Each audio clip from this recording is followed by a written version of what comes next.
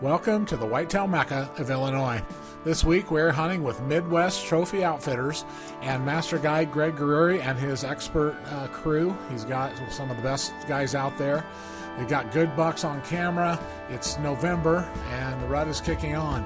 However, we are fighting bad wind. The first 4 days of my hunt was wind so bad that the deer would hardly move. But we know there's big bucks in the area. I'm down to the last day of my hunt, so let's see if we can pull it out. Okay, it's last day here in Illinois, and we've had bad weather, but today is breaking beautiful. We've already seen some deer moving, so anyway, it looks like it's going to be a good day, so here we go.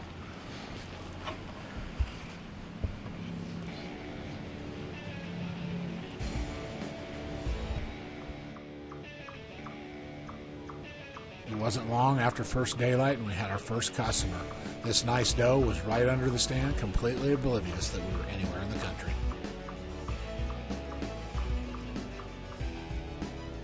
About an hour later, we saw our second deer of the day.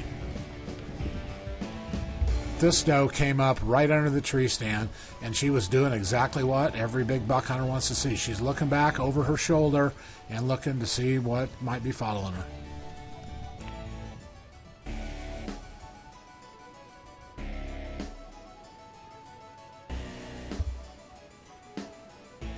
We could see this doe had a problem. She was badly crippled in the front end. I don't know if she was hit by a car or exactly what. But, she kept looking back. But with her being that crippled, I knew that she wasn't going to make it too much longer. So now I've got a bit of a dilemma.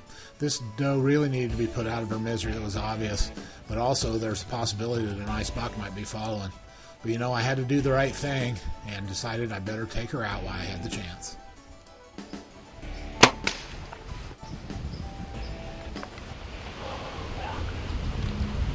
It's last day. We're going to put some meat on the freezer, but that doe was, as you can see, she was crippled, wounded pretty bad, so I just felt like I need to put her out of her misery. But anyway, we'll sit here. Maybe we'll get a buck to come by, who knows, but anyway. Hey, last day meat anyway. It was probably only about 5 or 10 minutes later, and this little buck came up right up the trail. He was definitely following that doe. So that confirmed again that she was definitely hot. But this little guy, he came in, he saw the doe, didn't know how to react, and ended up staying under our tree stand for a total of probably 10 or 15 minutes, just wandering around there. I'm moving around. This is HECS in action right here too.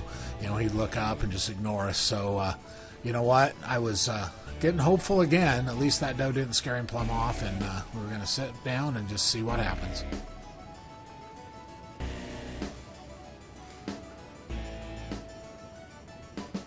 That's one of the coolest things about HECS technology is it just allows you to stay undetected like you never have before. Like I said, this buck was under us for 10 or 15 minutes. I'm moving around. He glances at us a couple times, but never really pays us any attention. HECS doesn't make you invisible, but it dang sure helps when these deer are close. And I always love having deer right under my stand because that's just going to help to draw more in, and hopefully we'll get a big buck soon.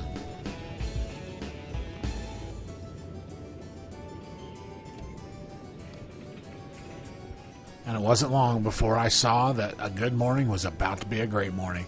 This good buck was coming right up the trail, following that doe scent, just like the little buck had.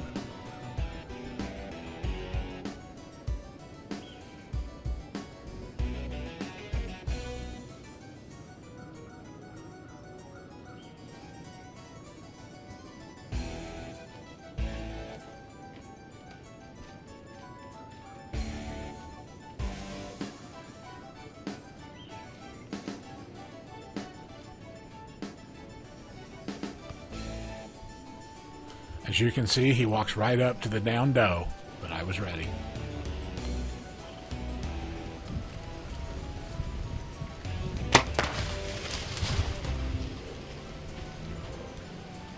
Once again, HECS takes the spotlight again. You can see that this buck is lethally hit and he's bleeding hard. But I have a rule, if they're still on their feet, I always shoot them again. So I reloaded and made a lot of noise actually right in plain sight of both of these deer. Nobody reacted at all. So I gave him another one going straight away. The buck bolted out there to about 65 yards.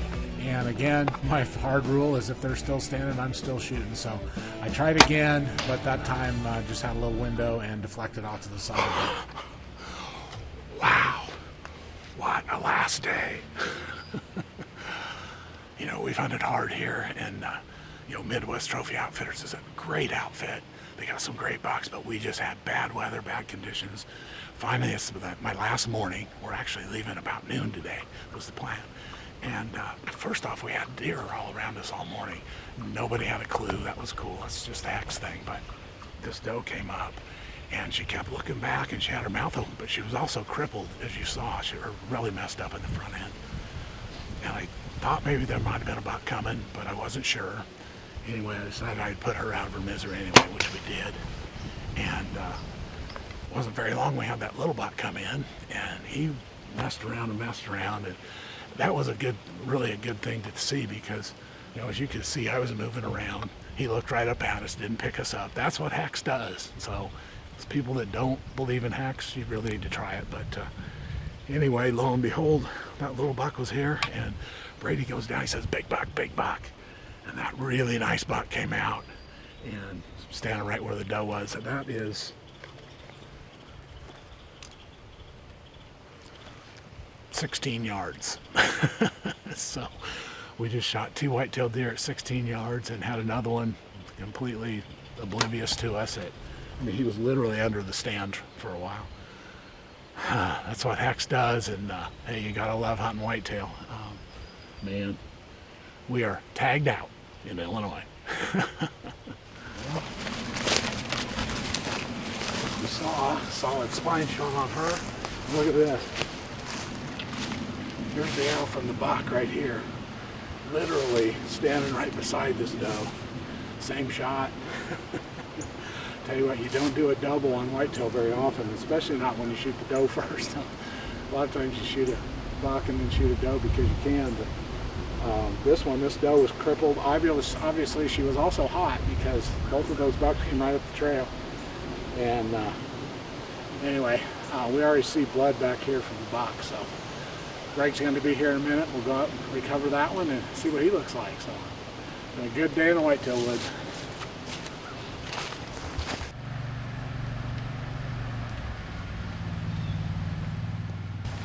Medium size. Huh? Medium size. What's going on, bud? Have a good morning? Yeah? Congratulations. I was going to say. Awesome, awesome. Yeah. No, it was a hell of a morning this morning. You know, like I said, this is one of my favorite, if not my favorite spot to be. Well, you told me that. We got out of it for one day, but we came back, and I'm glad we did, man. It was a beautiful morning today. Yeah. I think we got pretty good blood this morning. Cool. Well, I think we got all 3 of these deer on camera right over the hill this morning. Oh, really? Nice. I decided not to send you the message. No, it was great. Fantastic. Yeah. You know, folks, I'm going to tell you what, this place is unreal. We were plagued with bad weather the first part of the week. Yeah, the wind was windy and just really tough. And, you know, and so, you know, but you just kept saying, stick it out in this spot. And it's a great spot. It's just when it was windy, I mean, I don't think any deer were moving very good. But, boy, this morning they were. And I think that's a pretty good deer. I mean, awesome. Not a giant buck, but he's a pretty decent deer. Cool. He's pretty strong. Yeah. So nice. Anyway, I'm pumped up. Let's go find him. All right, sounds good. Should be right over here. Yeah.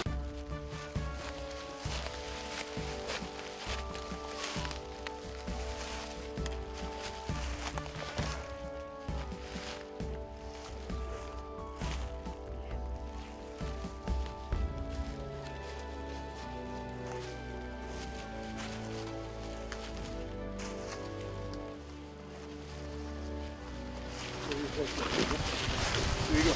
All right, man. Look out what's going. I knew he wasn't going to be very far. Let's see what he looks like.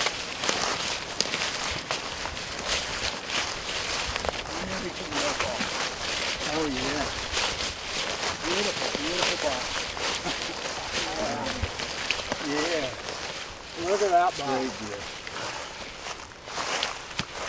That's what we were after right there. Tell you what, last day, almost last hour, we were going to get out at 10, and I don't know, it had to been, I don't know what time is it now, but couldn't have been much before that. And you know, this buck came out, and you know, he's really a beautiful buck. And for last day, I mean, I thought we were probably going to be after, but I'm officially completely tagged out in Illinois. I got my buck and my doe, so all from the same spot. So yeah, so I've been hunting in Illinois here for 35 years. I've had my own business for 25, and honestly, I and my guides, we do it because we love to, not because we have to.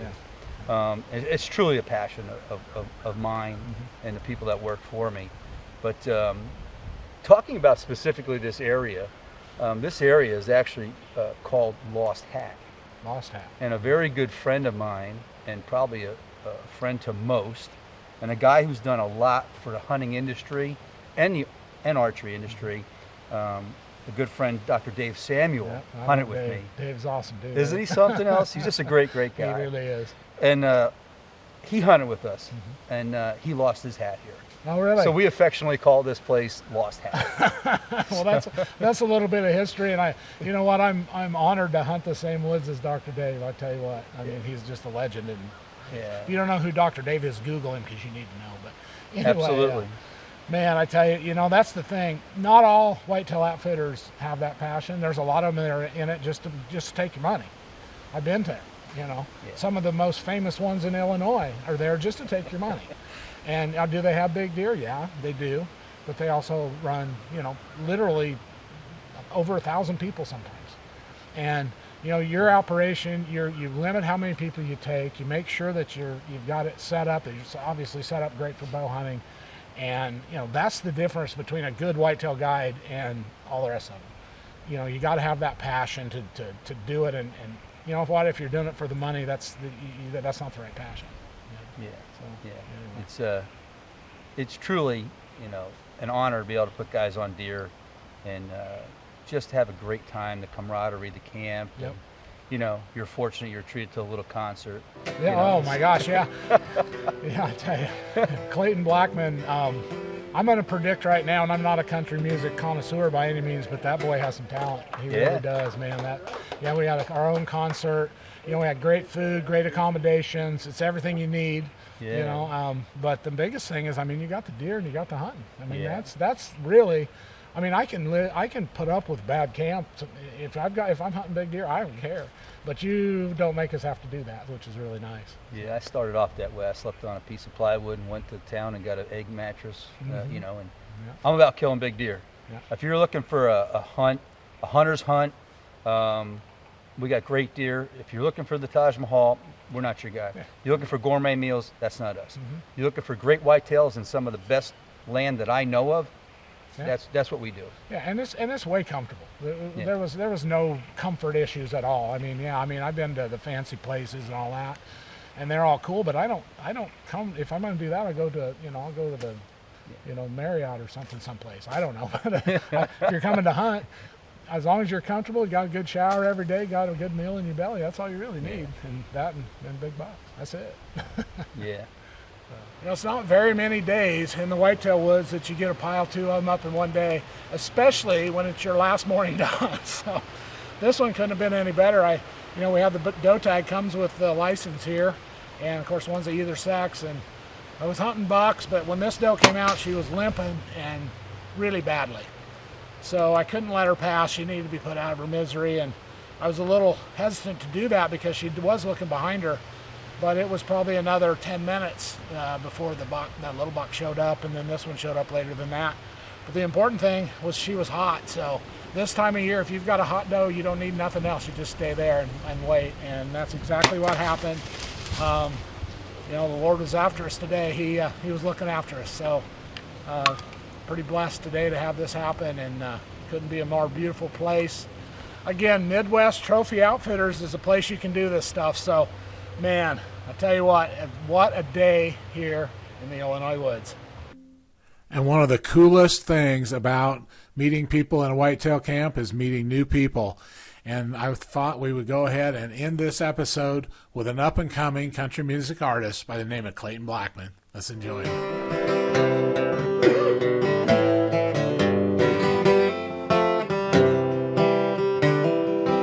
I remember the first time he called me with a cold bush light. I made up every word and rehearsed it a couple times. Told him I only tried it once, but he knew that was a lie. Told me he'd whoop my ass, but then he let me slide. That's about my dad over there, by the way.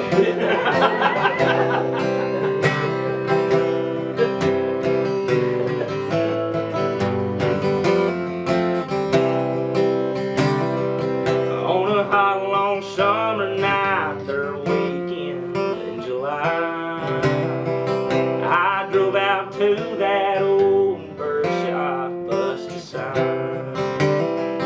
Might have had one too many to be putting it into drive, but she had called me up and told me she was mine.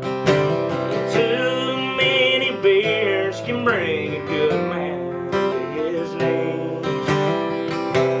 Not enough can leave you missing what's meant to be. Time's gonna roll right by, yeah, it moves at high speed, but luckily every beer has a memory.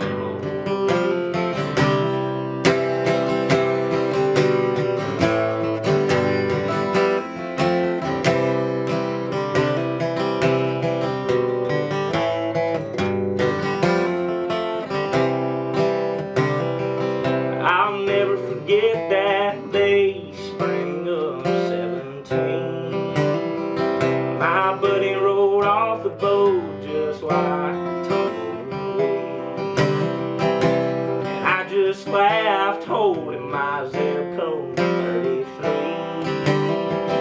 And I couldn't even drive the boat 'cause I was one too many days. Too many beers can bring a good man to his knees. Not enough, boy, I'll leave you missing what's meant to be. Time's gonna roll right by, yeah, it moves at high speed, but luckily every beer has a memory.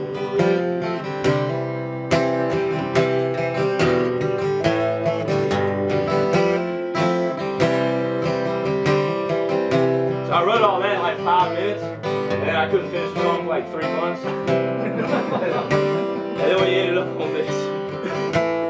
I had to make it a little sad. One day I'll leave this world and all my troubles behind, and on that day I hope I'll leave this on your mind. Too many beers can bring a good man to his knees. Not enough, boy, I'll leave you missing what's meant to be. And time's gonna roll right by, yeah, it moves at high speed, but luckily every beer has a memory.